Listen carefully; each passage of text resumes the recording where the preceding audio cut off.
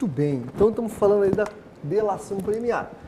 Feita a proposta aí, aceita a proposta de delação, aceita pela parte, o Ministério Público concordaram, o que acontece?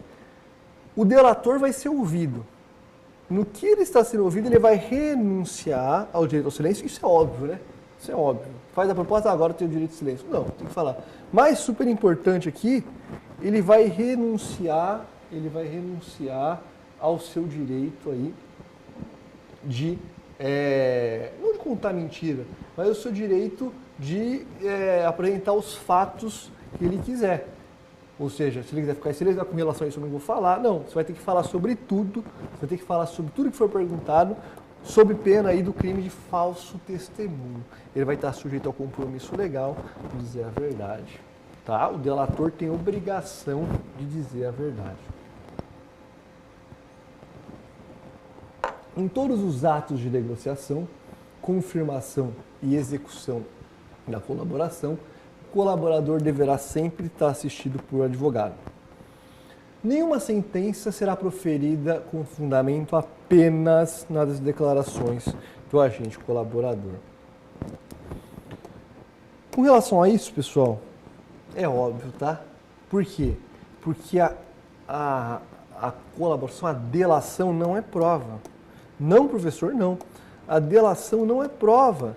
A delação não prova nada. A delação é meio de obtenção da prova. A delação é meio de obtenção da prova. É por meio da delação que se pode achar o caminho da prova. A conta número tal, tem documentos tais, determinado momento esses indivíduos celebraram acordo, vai atrás disso. A delação não é prova, a delação é meio de obtenção da prova. Isso ficou claro aí em julgados do Supremo Tribunal Federal. Tá? E quais os direitos do colaborador, os direitos do delator? Primeiro, medidas de proteção, caso ele esteja em risco. Nome, qualificação, imagem e demais informações pessoais preservadas. Conduzido separadamente em juízo dos demais coautores. Participar da audiência sem contato visual, não ter sua identidade revelada pelos meios de comunicação, nem ser fotografado ou filmado sem prévia autorização do escrito. Já vimos que isso aí é letra morta, embora esteja na lei muito pouco observado, e cumprir pena em estabelecimento penal distinto dos demais corréus ou condenados. E o termo de delação, o termo de acordo da colaboração, o que tem que conter? Primeiro, o relato da colaboração e os possíveis resultados. Meio que um plano de metas aí. As condições da proposta. É óbvio, né, pessoal? Não dá para falar, traz o seu cliente aí, a gente vai ver o que ele fala, e se for bom, a gente dá um perdão para ele, senão a gente reduz a pena aí de 1/3. Não dá? Tem que ter uma segurança jurídica nas negociações, tem que ter uma segurança nesse acordo. A declaração de aceitação do colaborador e seu defensor, isso é óbvio. A assinatura das partes aí, do representante do Ministério Público, da polícia, do colaborador e do defensor. A especificação das medidas de proteção, se for o caso. Enfim, basicamente isso tem que conter o termo. E o pedido de homologação vai ser sigilosamente distribuído. Vai ser distribuído sigilosamente, contendo apenas informações que não possam identificar o colaborador nem o seu objeto. As informações pormenorizadas da colaboração serão dirigidas diretamente ao juiz a que recair a distribuição, vai decidir no prazo de 48 horas. O acesso aos autos, obviamente, tem que ser vedado, né? Só restrito ao juiz, ao Ministério Público e ao delegado, para garantir o êxito das investigações. Enfim, até porque uma diligência em andamento não pode ser o acesso à diligência em andamento não pode ser aberto a todos. O acordo de colaboração deixa de ser sigiloso assim que recebida a denúncia. Então, recebeu a denúncia, aí beleza. Aí, como vira prova integrante do processo, vai aí para conhecimento de todos os demais réus e ressalvados pelo artigo 5º, que para preservar a identidade do colaborador, do delator. Beleza, pessoal? Isso que eu tinha para falar para vocês sobre delação premiada, sobre colaboração premiada. A gente é um instituto problemático, óbvio que é um instituto problemático. Acho eu até que é um instituto inconstitucional. Não dá segurança jurídica para ninguém aqui, não dá segurança para ninguém, nem para o colaborador que não tem os direitos dele assegurados, muito menos para utilizar isso como prova. Isso tem que ser enxergado obrigatoriamente como meio de obtenção da prova. Não dá para falar isso é prova. O cara que até ontem estava na organização criminosa agora decide salvar a pele dele e vai ser usar as palavras dele vão ser usadas contra todos. Isso é incabível, isso viola a presunção de inocência. Enfim, estimula o ambiente aí, o Estado estimulando a antiética, a antítese de uma conduta ética aí, estimulando um entregar o outro, enfim, é um instituto deveras problemático, mas a minha principal crítica é a falta de segurança. Eu negocio com o Ministério Público, mas e aí? O juiz tem que homologar depois, se ele não homologa, como que funciona? É realmente muito problemático, de certa forma até incompatível com o nosso sistema de obrigatoriedade de oferecimento da ação penal, princípio da obrigatoriedade, da indisponibilidade da ação penal. De toda forma, é o instituto que está aí, a gente tem que saber, porque é o que está acontecendo no dia a dia e tende a ser muito cobrado da gente em concursos públicos. Vamos falar da ação controlada ou do flagrante, também conhecido como flagrante, diferido ou retardado. Como é que funciona isso, professor? A ação controlada consiste em retardar a intervenção policial administrativa relativa à ação praticada pela organização criminosa, desde que mantida sob observação e acompanhamento para que a medida legal se concretize no momento mais eficaz da formação da prova.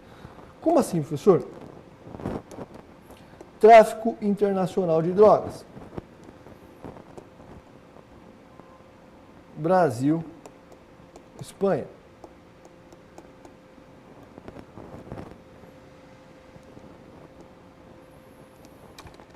Está saindo do Brasil um mula. O que é um mula? O mula é o sujeito que está levando droga escondido. Na Espanha, as investigações demonstram aí que ele vai repassar isso para um grande traficante brasileiro,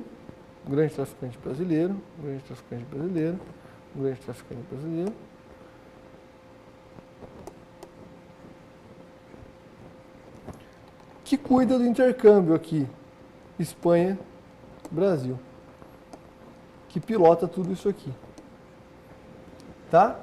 E aí o que você pode fazer? Você pode prender esse cara? Pode prender, ele está em flagrante, né? Na verdade, se você é autoridade policial e você se depara com flagrante, você tem o dever de prender esse cara aqui. O policial tem o dever de prender o flagrante. Mas, por outro lado, se eu deixar ele fazer essa rota e monitorar esse sujeito, e aqui na Espanha eu pegar ele trazendo dinheiro para cá, eu consigo prender muito mais gente, consigo desarticular essa quadrilha. Eu deixo ele ir, sigo no rastro dele e aqui eu prendo todo mundo. Isso é ação controlada. Eu retardo a intervenção para o momento mais oportuno. Então, o retardamento da intervenção policial administrativa será previamente comunicado ao juiz. E, se for o caso, o juiz estabelece os limites e comunica ao Ministério Público. Sempre sigilosamente, óbvio, sempre sigilosamente. Não pode divulgar para todo mundo, estou seguindo o cara, não vou fazer flagrante. Foge. Então, você atrasa o flagrante, você mantém o flagrante aí sob o seu monitoramento e atrasa, e acompanha. O que mais?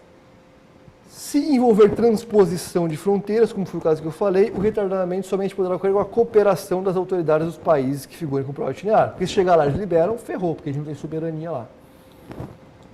Então, essa é a ideia. Você não faz o flagrante agora, você deixa para fazer no momento mais oportuno. Você sabe que existe um grande esquema aí de desvio de mercadoria sem nota fiscal. Está indo de São Paulo até o Rio de Janeiro. Mercadoria roubada sem nota fiscal. Pode fazer o flagrante agora? Pode interceptar ele aqui e prender? Pode. Mas você sabe que chegando no Rio, eles vão fazer a entrega dessa mercadoria para o fornecedor que encomendou, para o cliente que encomendou o fornecimento dessa matéria. Aí você deixa para pegar todo mundo aqui. Você atrasa e pega todo mundo aqui. Você atrasa a ação, você retarda para pegar todo mundo. Tranquilo? Tranquilo. Outra novidade que eu falei que a gente ia tratar é a infiltração de agentes. Parece coisa de filme de Hollywood, parece coisa de filme americano, e é coisa de filme americano. Eu nunca vi isso acontecer na prática aqui, mas está aí a previsão. Infiltração de agentes. A infiltração pode acontecer por representação do delegado de polícia ou por requerimento do Ministério Público, após uma manifestação técnica do delegado, porque o delegado é que vai disponibilizar um agente dele lá, ele que está de olho na investigação, ele tem que se manifestar tecnicamente. Precedida de manifestação aí, circunstanciada, motivada e sigilosa, autorização judicial. Então, veja a diferença. Para você retardar o flagrante, você tem que fazer o quê? Você tem que avisar o juiz.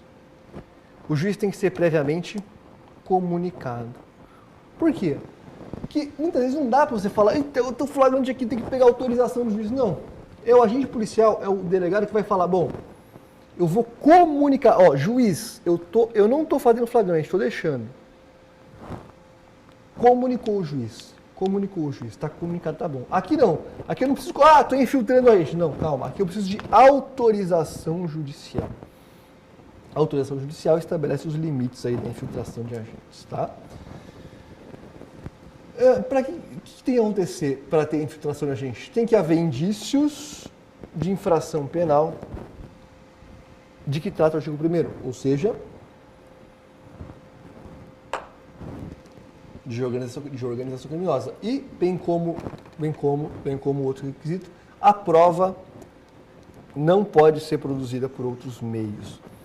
Por quê, pessoal? Porque é uma situação que envolve muito a mobilização de um agente policial, vai ter que ser infiltrado na organização criminosa, envolve risco para todo mundo, especialmente para o agente, especialmente para o Estado. Então, a infiltração pode ser autorizada por prazo de até 6 meses, sem prejuízo de renovações, desde que comprovada a necessidade da medida. Tá? Então, tem que ser sempre apresentado um relatório circunstanciado. O que você fez quando teve infiltrado?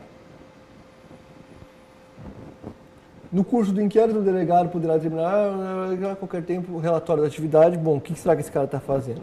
Relatório da atividade. E o requerimento do delegado ou do requerimento do MP ou representação do delegado contém a demonstração da necessidade. Tem que falar qual que é a necessidade dessas medidas e, principal, o alcance das tarefas do agente.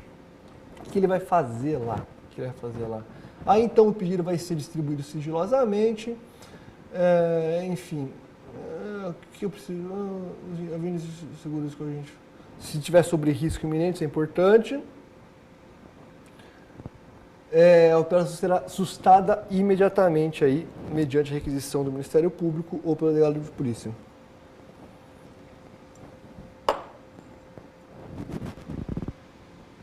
Por quê, pessoal?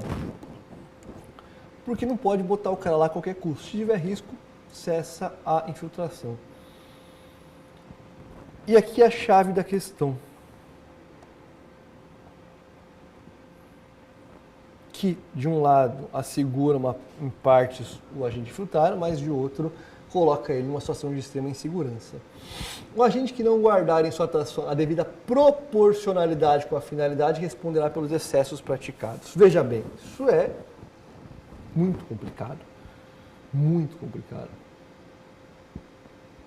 Mas tem que ser olhado para o parágrafo único. Não é punível no âmbito da infiltração a prática de crimes pelo agente quando inexigível conduta diversa. Veja, você se infiltrou lá, isso a gente vê direto no filme, né? Você se infiltrou lá na organização criminosa. O cara confia em você. Ele fala, agora você vai ser responsável aí pela venda da droga. Você está traficando? Você está traficando. Mas se você não fizer isso, você não consegue legitimidade da organização criminosa. Agora, ele te designa para cometer assassinatos. aí você aproveita e sai matando todo mundo. Será que você está abarcado aqui? Muito difícil, para não dizer impossível, você estabelecer essa fronteira de quando ele começa a cometer crime e quando que era inexigível conduta diversa.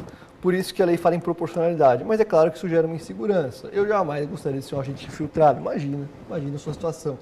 Você está sob risco de um lado, os caras te descobrirem, e está sob risco de outro. Os caras te punirem por um eventual excesso que você fez para ninguém te descobrir. E sim, você está andando na corda bamba. É por isso que eu pelo menos, nunca vi qualquer ação nesse sentido. E também ninguém pode ser obrigado a isso. Então, são direitos do agente recusar ou pedir para sair a qualquer momento e ter a sua identidade alterada. Medida de proteção.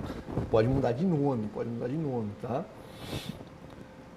Atenção, nome e qualificação é pessoas preservadas da investigação, salvo se for de contrário, naturalmente, né? Tem que proteger a intimidade dele. Não ter sua identidade revelada, nem ser fotografado, óbvio. O resto, pessoal, são medidas aí de investigação que, bem ou mal, já existiam. E as disposições finais, a principal que a gente falou aí é a mudança com relação ao crime de associação criminosa do 288, tá? Bom, pessoal, foi um curso muito proveitoso, conseguimos abarcar uma série enorme aí de matérias com razoável profundidade. A minha função aqui, pessoal, a função do professor de cursinho hoje em dia é muito mais construir um panorama geral. Por quê? Porque a informação está aí. A informação não está restrita aos livros de uma biblioteca distante, está aí ao alcance de um Google. De um Google você já descobre tudo, já vê diversas aí. Claro que você vai filtrar as fontes confiáveis, mas você acha, informação você acha. O que você precisa ter é como acessar essa informação, compreender isso de uma forma geral, de uma forma ampla. Por isso que eu faço questão de começar organizando. Primeiro você vai entender o que é o crime. O que é o crime? O que é um fato típico, estudo de culpabilidade? Se você esquece, você volta, você pesquisa, você aprofunda, mas você tem essa noção geral do que é o crime e as consequências aí da conduta, tentativa, consumação, dolo, culpa, crime impossível, enfim. Você tem toda essa noção com relação ao crime. Depois eu passo o estudo da pena de privativo de liberdade, reclusão, detenção, regime fechado, semiaberto, prisão simples, multa, restrição de direito, medida de segurança. E, por fim, você vai conseguir, ao final disso aí, você vai conseguir ter essa visão geral do sistema penal, crime, pena. Isso vai te ajudar no processo penal também. Você vai ver que para existir uma pena, tem que estar provado um crime. E só se prova um crime com um processo penal justo, contraditório, para defesa de todos os direitos do réu. Assim, por isso que se falar em dúvio pro réu, todo o processo construído na presunção de inocência. E, no final, tratamos aqui de um tema muito atual, que é a Lei 2.850 da organização criminosa, especialmente falando aí de colaboração, primeiro conceito de organização criminosa, em contrapartida da associação criminosa, colaboração ou delação, que não é colaboração, é uma delação premiada, infiltração de agentes e flagrante de ferido ou ação controlada. Acho que com isso abarcamos aí uma gama de conteúdos imensa nesses nossos encontros. Deixo sempre o meu contato para vocês aí, sempre nos primeiros slides eu trago aí meu Facebook, fiquem à vontade aí, eu estarei sempre à disposição para contribuir na medida do possível aí, da melhor forma para o estudo e para a aprovação de vocês. Beleza, pessoal? Então, até uma próxima oportunidade aí, fico sempre à disposição, contem comigo. Um abraço, tchau, tchau.